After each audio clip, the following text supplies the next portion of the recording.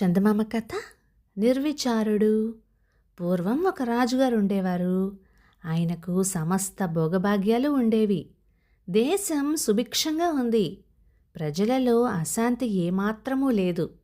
అయినా తనకు తగినంత సుఖం లేదని రాజుకి సందేహంగా ఉండేది.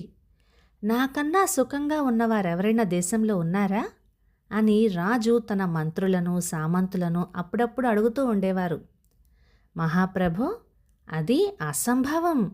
మీ రాజ్యంలోనే కాదు, భూమండలంలో ఎక్కడా తమకంటే సుఖి అయిన వాడు ఉండేటందుకు ఏమాత్రం వీలు లేదు అని వాళ్ళు సమాధానం చెప్పేవారు.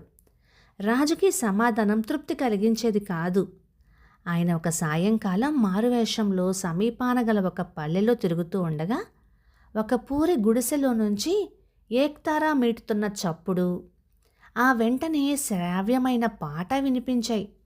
ఆ పాట పాడే మనిషి పేదవాడే కావచ్చు, కానీ వాడు నాకన్నా నిర్విచారంగా ఉన్నట్లుగా కనబడుతున్నాడు. నేనలా నిశ్చింతగా పాడుకోలేను అని అనుకుని రాజు ఆ గుడిసెలోకి తొంగి చూశాడు. గుడిసెలో చిన్న గుడ్డి దీపం వెలుగుతున్నది. రాజు ఈడువాడే ఒకడు చాప మీద కూర్చొని ఏక్తార మీటుతూ మహదానందంగా గొంతెత్తి పాడుతున్నాడు. వాడు మారువేషంలో ఉన్న రాజును చూడగానే, రా అన్నా, లోపలికి వచ్చి కూర్చో అని ఆహ్వానించాడు. రాజు లోపలికి వెళ్ళి కూర్చొని, చాలా ఆనందంలో ఉన్నట్టున్నావు, నీకేమీ విచారం లేదా? జీవితం ఎలా గడుస్తున్నది అని అడిగాడు. నాకు ఏ చీకు చింత లేదు. రోజు ఉదయమే లేచి నగరంలోకి వెళతాను, వీధి వీధి తిరుగుతాను, గిన్నెలకు మాట్లు వేస్తాను, కళాయిలు చేస్తాను, 4 డబ్బులు సంపాదించుకుంటాను, నాకు కావలసిన కూర నార కొనుక్కుంటాను, ఇంటికి వచ్చి వంట చేసుకొని తిని నిద్ర వచ్చేదాకా నిశ్చింతగా పాడుకుంటాను. నేనెవ్వరినీ పోషించను, నన్నెవరూ పోషించాల్సిన అవసరం లేదు. డబ్బు దాచాలనే చింత కూడా లేదు. ఇంకెందుకు విచారం అని అడిగాడు పాటగాడు. రాజు అక్కడ మరి కాసేపు కూర్చొని తన దారిని తాను వచ్చేశాడు. మరనాటి నుంచి గిన్నెల మరమ్మత్తు, కళాయిలు మొదలైనవన్నీ కోటలోనే చేయించుకోవాలని, వీధుల వెంట వచ్చేవారి చేత చేయించుకోరాదు అని ఆయన శాసనం చేశాడు. ఆ రోజు నగరానికి వచ్చిన పాటగాడికి దమ్మిడి కూడా దొరకలేదు. వాడు వీధి వెంబడి ఆలోచిస్తూ పోతూ ఉండగా ఒక ఇంటి ముందు కట్టెలు పేర్లు వేస్తే ఒక పెద్ద మనిషి కనిపించాడు. పాటగాడు ఆయనతో, అయ్యా, మీకెందుకు వచ్చిన శ్రమ ఇది? నేను కట్టెలు పేర్లు వేసి పెడతాను, నా కష్టానికి తగిన విధంగా కూలి డబ్బులు ఇప్పించండి అన్నాడు. కూలీవాడు దొరక్కనే చేయి చేసుకోవలసి వచ్చింది బాబు అంటూ ఆ పెద్ద మనిషి పాటగాడి చేతిలోకి గొడ్డలిచ్చాడు. అది మొదలు పాటగాడు రోజు నగరానికి వచ్చి ఇల్లిల్లు తిరిగి కావలసిన వారికి కట్టెలు కొట్టిపెట్టి తనకు చాలినని డబ్బులు దొరకగానే ఇంటికి వెళ్ళిపోయి వంట చేసుకొని భోజనం చేసి నిశ్చింతగా ఏక్తారా మీద పాడుకుంటూ రోజులు గడపసాగాడు.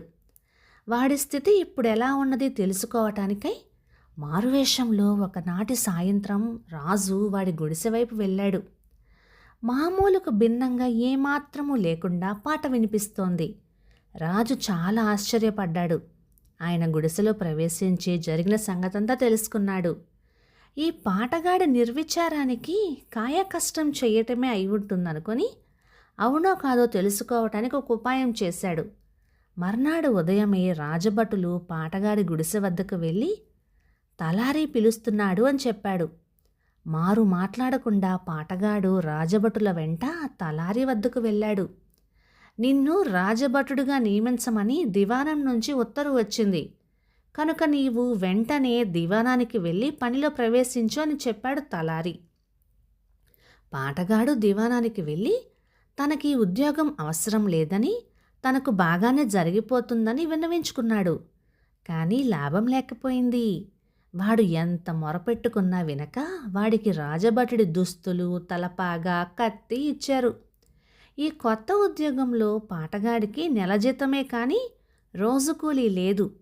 ఏమి చెయ్యటానికి పాలుపోక వాడు ఒక వర్తకుడి దగ్గరికి వెళ్ళి తన కత్తి కుదవపెట్టి రోజు తనకు కావలసిన డబ్బులు వర్తకుడు ఇచ్చేటట్టుగా తన నెల జీతంతో బాకీ తీర్చివేస్తూ ఉండేవాడు.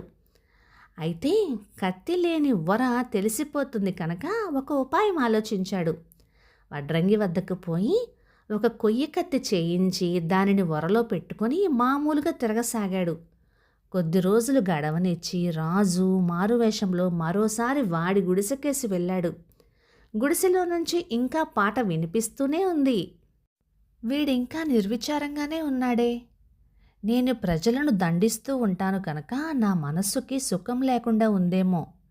వీడి చేత కూడా ఎవరినైనా దండింపింప చేస్తాను అని అనుకున్నాడు రాజు. మర్నాడు పాటగాడిని వధ్యశిల వద్దకు వెళ్ళమని ఆజ్ఞ అయ్యింది. వాడక్కడికి వెళ్ళేసరికి శిల వద్ద ఒక ఖైదీ ఉన్నాడు. పక్కన తలారి ఉన్నాడు.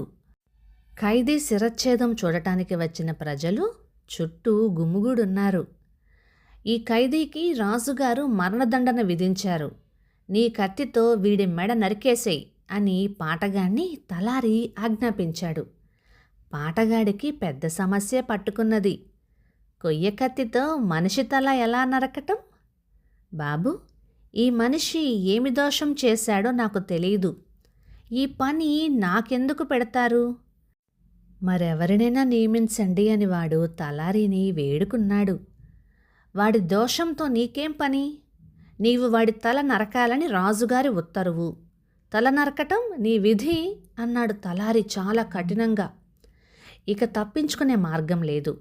పాటగాడు కళ్ళు మూసుకొని తల ఆకాశానికి తిప్పి చేతులు జోడించి, పరాత్పరా, నేనొక ఘోర కార్యం చేయబోతున్నాను.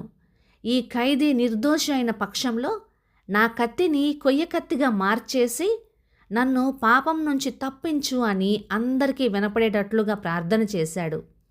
తర్వాత ప్రజలందరూ చూస్తూ ఉండగా వర నుంచి సర్రున కత్తి పైకి దూశాడు. పాటగాడు పైకి దూసిన కత్తి కొయ్య కత్తి కావటం చూసి క్షణం సేపు ప్రజలు నిశ్చేష్టులై నిలబడిపోయారు. ఆ తర్వాత ఖైదీ నిర్దోషి, వాణ్ణి వదలాలి, ఖైదీ నిర్దోషి, వాణ్ణి వదలాలి అని జనంలో నుంచి కేకలు వెలువడ్డాయి. తలారీ కూడా తెల్లబోయి చూస్తూ ఉన్నాడు. ఈ లోపల జనం తోసుకొని ముందుకొచ్చేశారు. వాళ్ళల్లో కొందరు భక్తితో పాటగాడి కాళ్ళపైన పడి, ఆహా, ధర్మస్వరూపుడు, మహాపురుషుడు అని అన్నారు. మరికొందరు పరిగెత్తుకొని వెళ్ళి ఖైదీ చేతికట్లు విడగొట్టారు. ఖైదీ నిర్దోషి అని, రాజభటుడు మహాత్ముడని నగరమంతా కారు చిచ్చులాగా పాకిపోయింది. తలారి అసహాయుడై రాజు వద్దకు పోయి జరిగిందంతా విన్నవించుకున్నాడు. రాజుకి ఆశ్చర్యము అనుమానము కలిగాయి. ఆయన పాటగాన్ని తన వద్దకు పిలిపించి జరిగిందంతా దాచకుండా చెప్పమన్నాడు. పాటగాడు తన కత్తిని కుదవబెట్టిన వృత్తాంతం దాచకుండా చెప్పాడు.